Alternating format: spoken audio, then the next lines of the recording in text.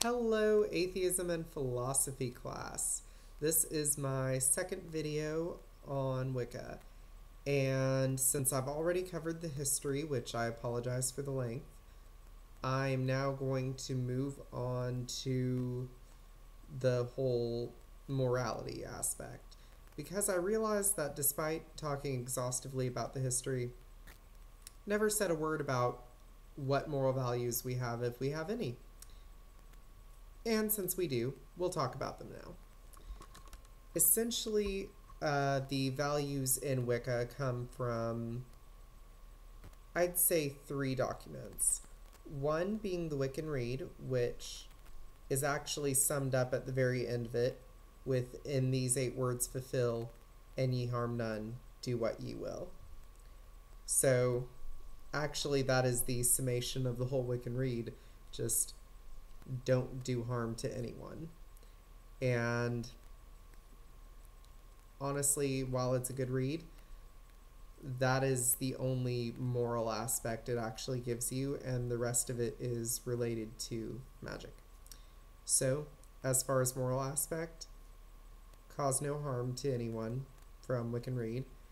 And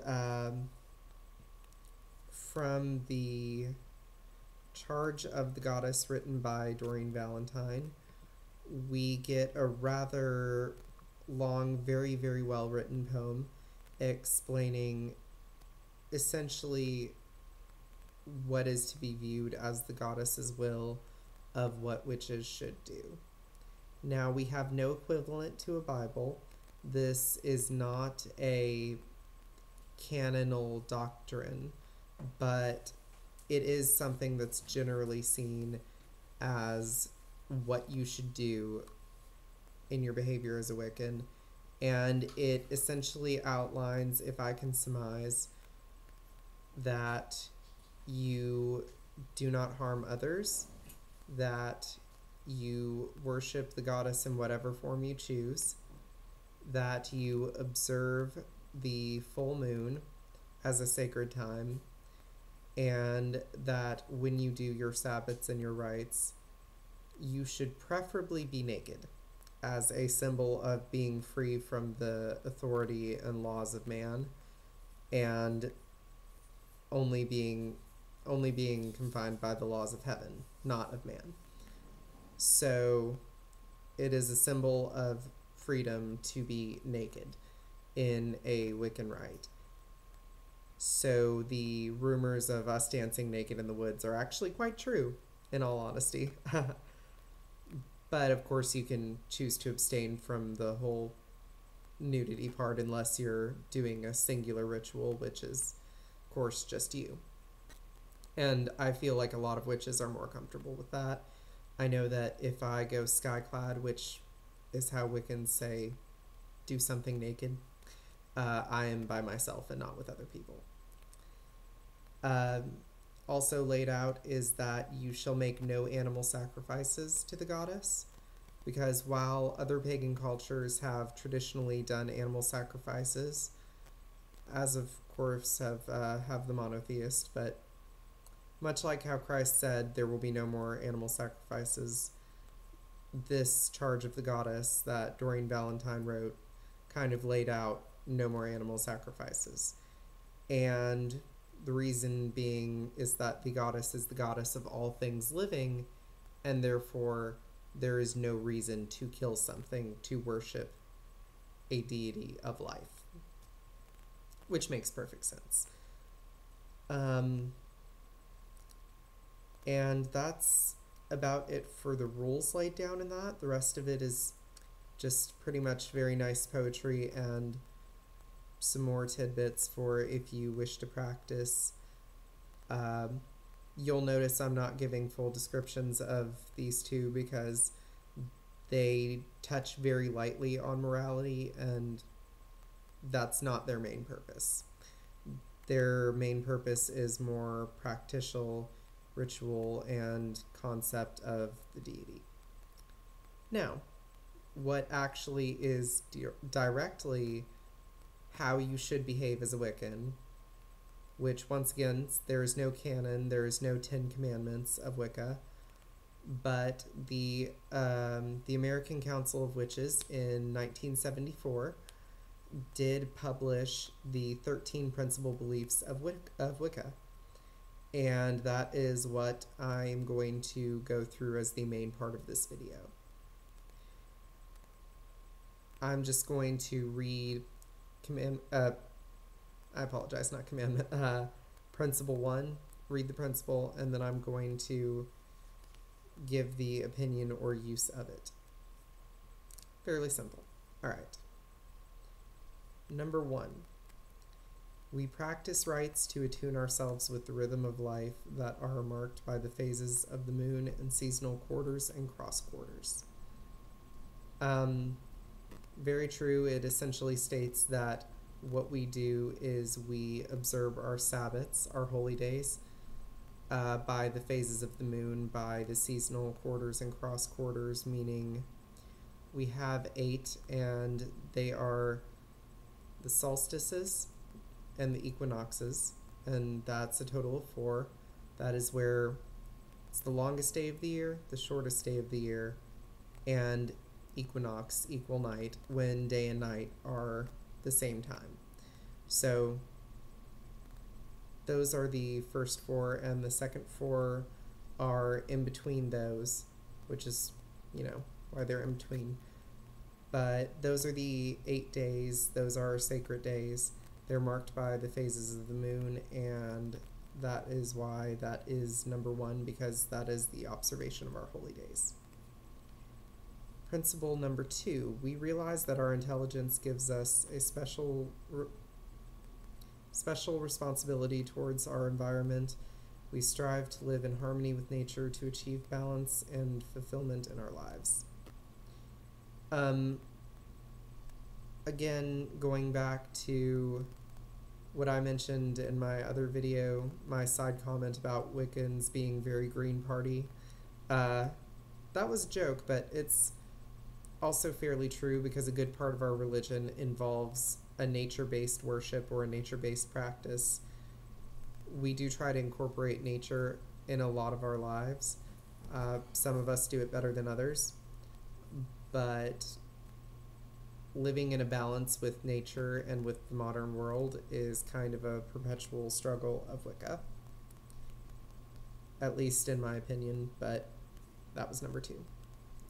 Number 3, we acknowledge a power that is greater than that which is apparent to the average person. This power is sometimes labeled supernatural, but we understand that it lies within that which is natural potential to all. Oddly worded, but essentially it says that we believe in the supernatural power that rests in all natural things. In short, as witches, we believe in magic. Very simple, self-explanatory. They could have worded it better, but my opinion, again, is that they could have worded it better, but very true. A principle of Wiccan belief is magic, and there you have it. So, principle number 4. We see the creative power as a manifestation of the masculine and feminine, and that this same power lies in all people and functions through the interaction of the masculine and feminine. We do not value one above the other, knowing that they are supportive of each other. We value sex as pleasure and the embodiment of life. A lot of the bad rap that Wiccans get is we're hedonistic and we just have crazy, nasty orgies because we're filthy people. No. Part of the charge of the goddess actually is to make love in the name of the goddess, because she is the embodiment of ecstasy and joy of the spirit. The fact of the matter is, sex is not a nasty thing in Wicca. It is a pure thing. It's a holy thing. It's a spiritual thing. Wicca doesn't advertise, go out and be a slut, but it says that sex is a good thing because it's a representation of the joys of life. And Personally, I see nothing wrong with that view of it, but I'm more liberal than some people. Uh, as far as the masculine and feminine aspect earlier mentioned, Wicca has a mother goddess and a father god. The whole principle is that they are completely equal with each other, and Wicca is meant to be a gender non-bias.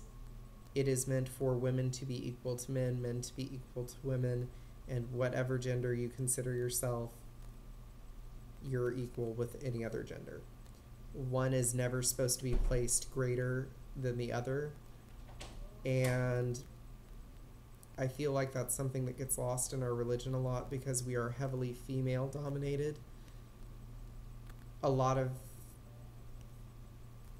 I retract that before I even state it. I've witnessed some individual practicers and some covens that have sprung up have been extremely sexist towards men. And I think that that's a problem being faced in the religious movement right now, is that since so much power is focused towards women, a lot of times women are trying to reverse the role that men have done in society, oppressing them, and use Wicca to oppress the men in the religion.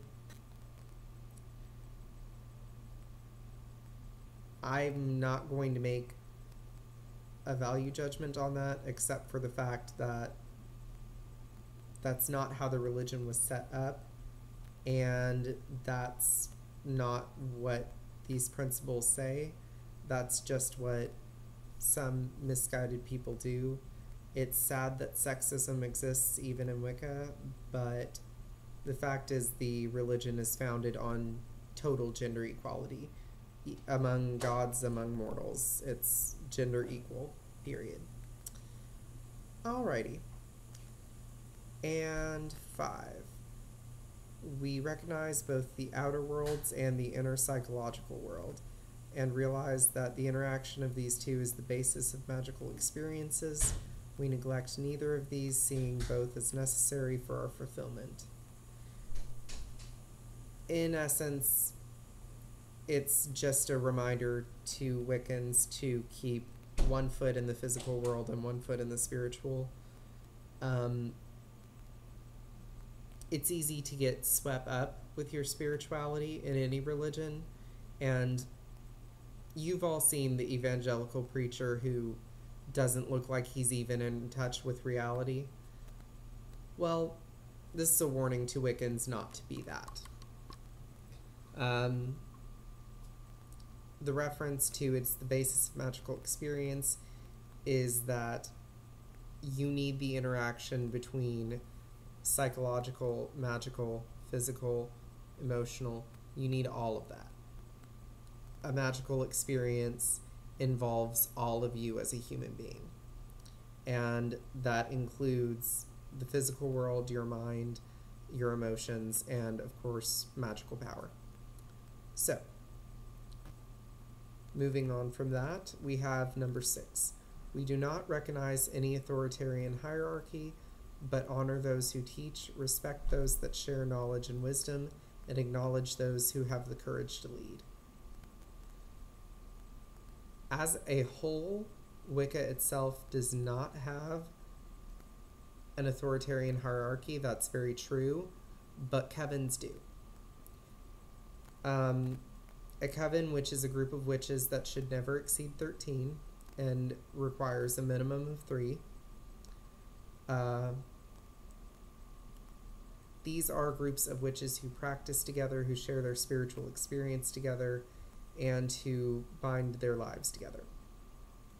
It's a very, very sacred, very important thing in the craft. Your coven is like your family.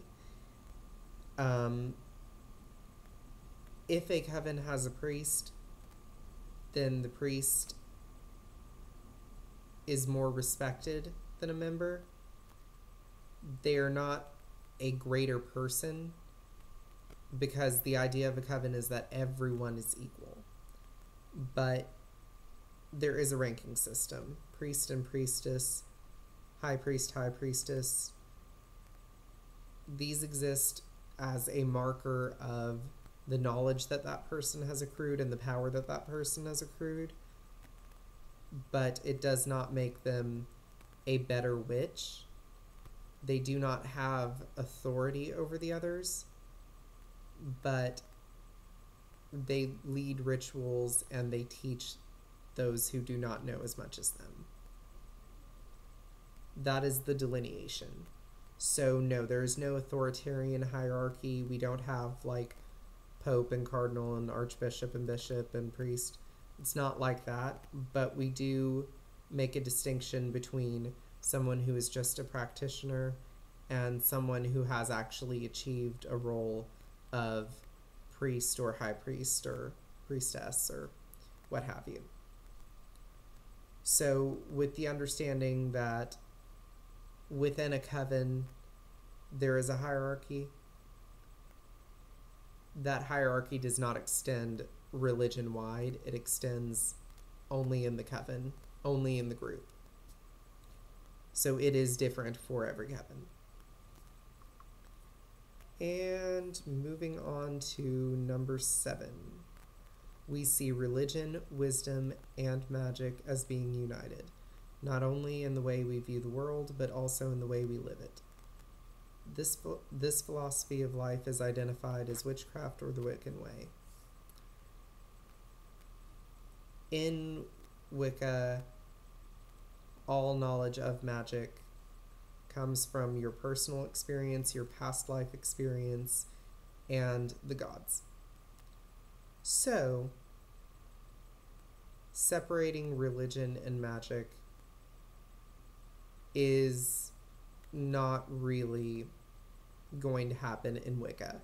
There are Wiccans who try to because they don't like the Pantheon set or they don't like the association with it, but speaking strictly theologically, magic and wisdom are synonymous with each other, and they come in some direct or indirect way from deities. So it might be more appropriate to say spirituality, wisdom, and magic are united, but this is a religious organization that publicized the 13 principles, so bear in mind that they use the word religion. It would be more appropriate to say spirituality, but ultimately this is a true statement. Number 8. Giving oneself the title of witch does not make you a witch. Neither does heredity, nor does the collection of titles, degrees, or initiations one has. A witch seeks to control the forces within him or herself, thus making it possible to live wisely and well, and in harmony with nature, and not harming others. Essentially, you are not born into the craft. You are not baptized as a child into the craft. You are not a witch because you call yourself a witch. You can't say, I believe in magic and therefore I'm a witch. You can't say, I cast a spell and therefore I'm a witch. You can't say, I observe the goddess and therefore I'm a witch. You must live your life according to what it means to be a Wiccan.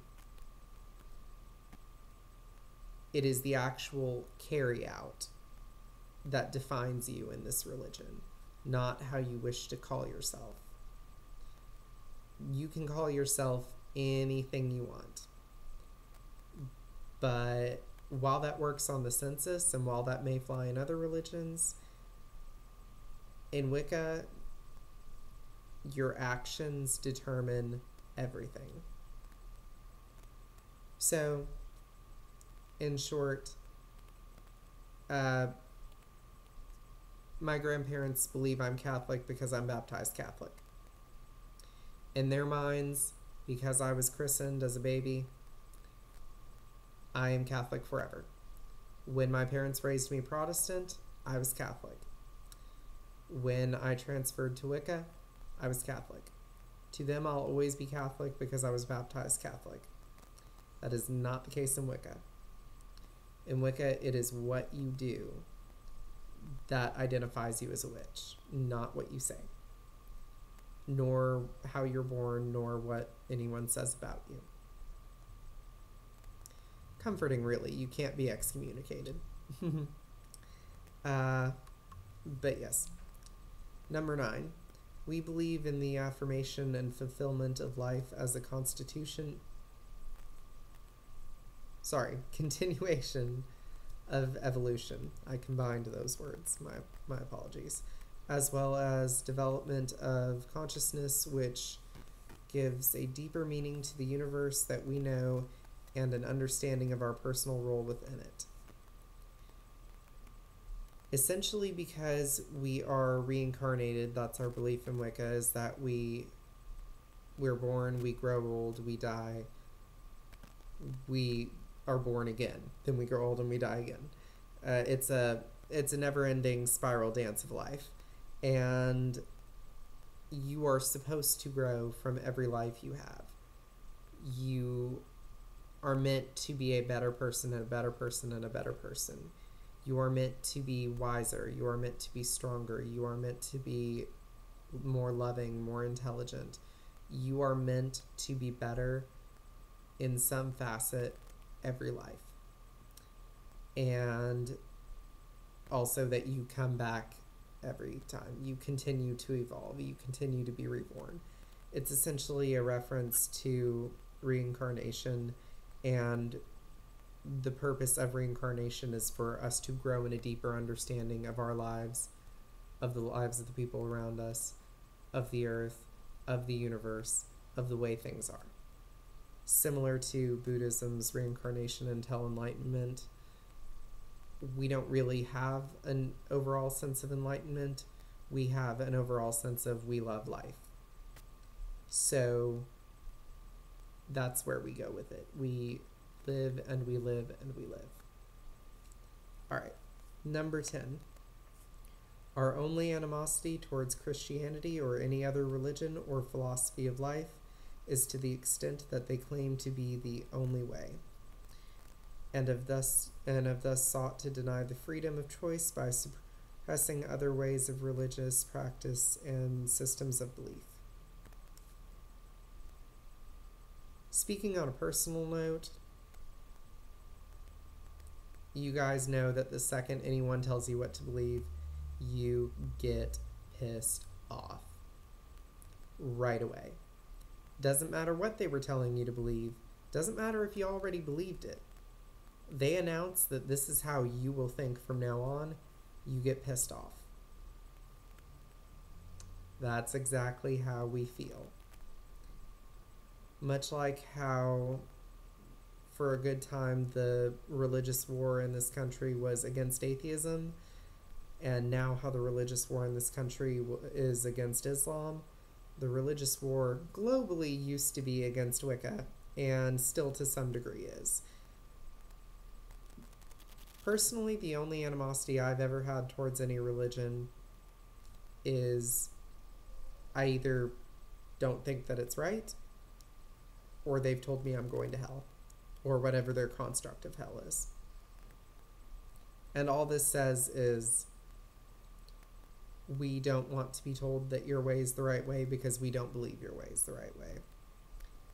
We don't believe there is a right way. We believe all ways to God are correct.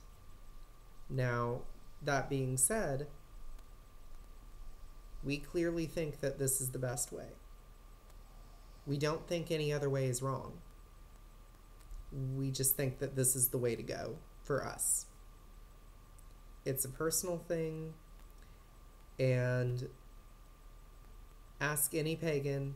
The way they feel is not against a mainstream religion. It is for the religion they're in. So this ideal that Christians had for the longest time, that we were out to, baptize their babies to Satan or kill their babies or, turn their women or, for a while there was the theory that witches stole the genitalia of men. No, really, they just magically removed them and you suddenly were nothing down there. You were a Ken doll.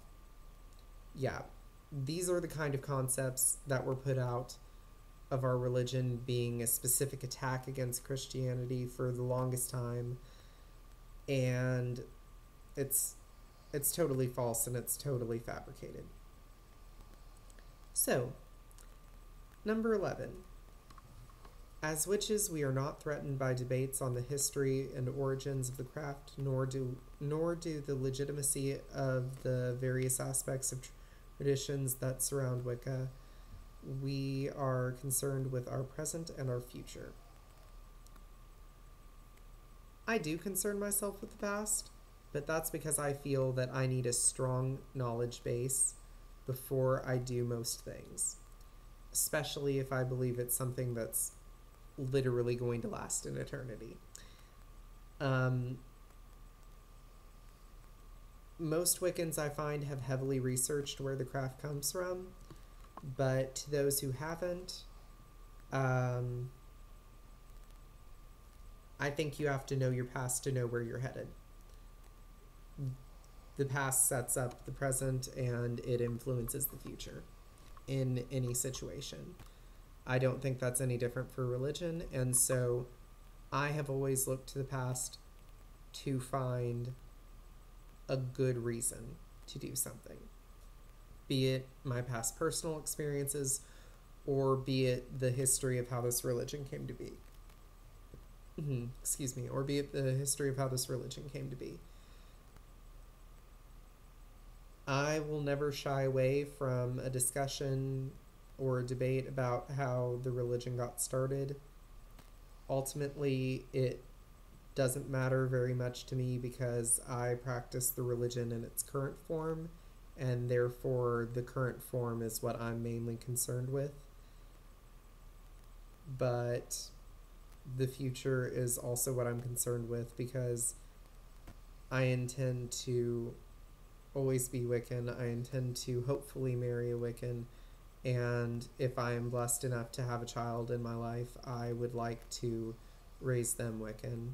Of course, they can feel free to change their religion in the future if they don't believe it's their path, but I want to raise them with it so that they don't, if they do choose it, they don't have to feel pressured by the outside world against it, like most witches have had to deal with. But number 12, and this is a little bit of a big one. I feel like it should have been higher towards the top. We do not accept the idea of an absolute evil, nor do we worship the entity known as Satan or the devil, as defined by the Christian tradition. We do not seek power through the suffering of others, and therefore do not accept that personal benefit can be derived by denial to another. We don't worship Satan.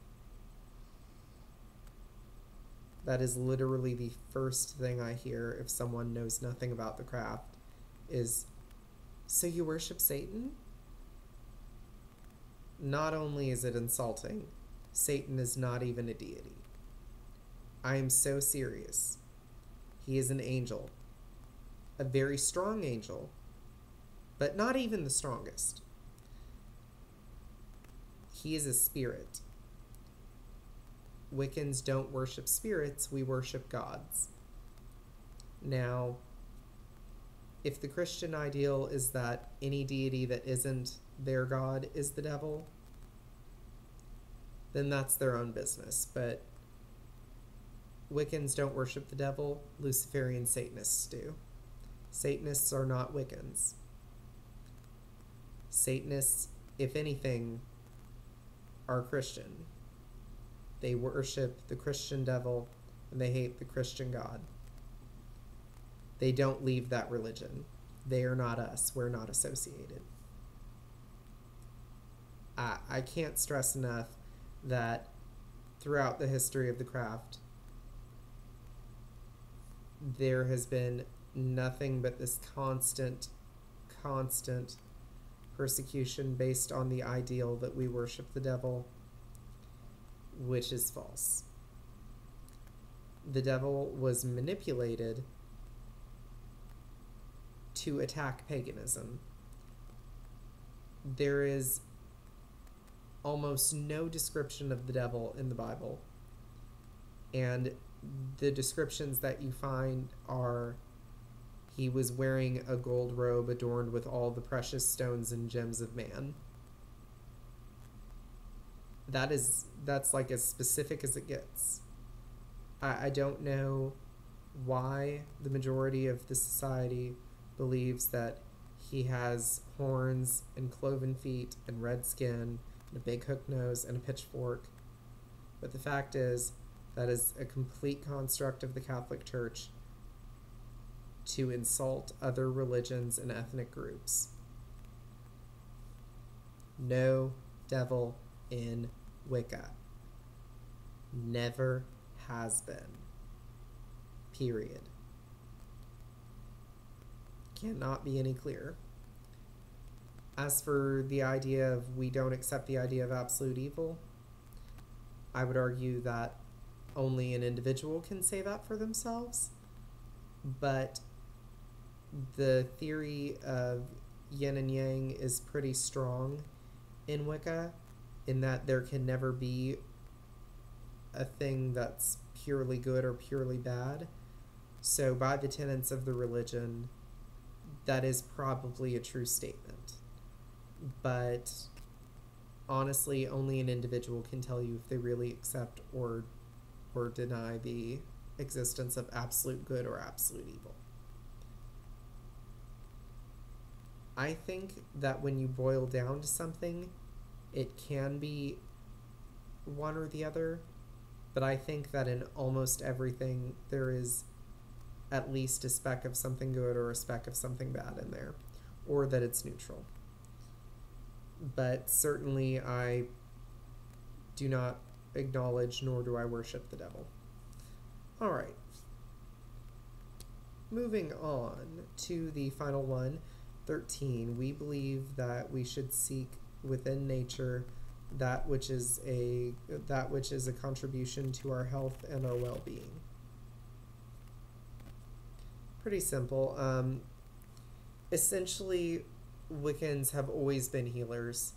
We invented the first medicines, the first ointments, the first salves. We're the original doctors.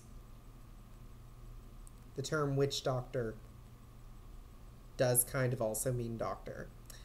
Reiki healing, or what the Christians call laying of hands, is a big thing in Wicca. It's there are workshops to teach it. There are several pagans who specialize in it. There are even, not here in Tennessee, but in more liberal areas like California, there are even shops that exist solely for Reiki healing. Reiki is what we call our healing magic, and it is healing through energy work. So yes, divine or spiritual healing is something we have pretty firmly stuck to our belief on, but in addition we use herbs and plants and stones and any form of natural object to help our medicine or our healing. Oftentimes we will use familiars or totems to assist in our healing.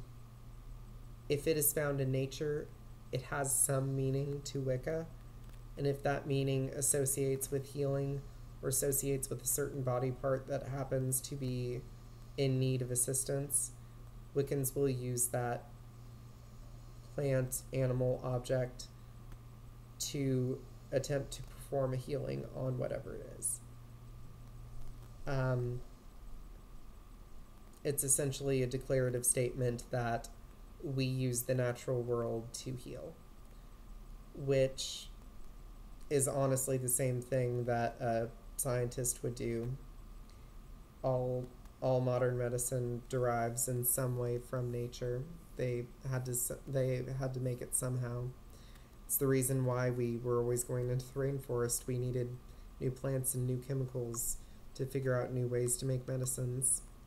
It's why people think rainforest preserving is so important because, for all we know, there's a plant in there that has the ability to cure cancer. Actually, I believe there was a movie about it with Sean Connery. Actually, I think it was called The Medicine Man or The Medicine Woman, one too. But point being, yes, we use nature to heal. Those are the 13 principles. They are all fairly accurate, I have to say. I don't have a lot of nitpicking to do with them.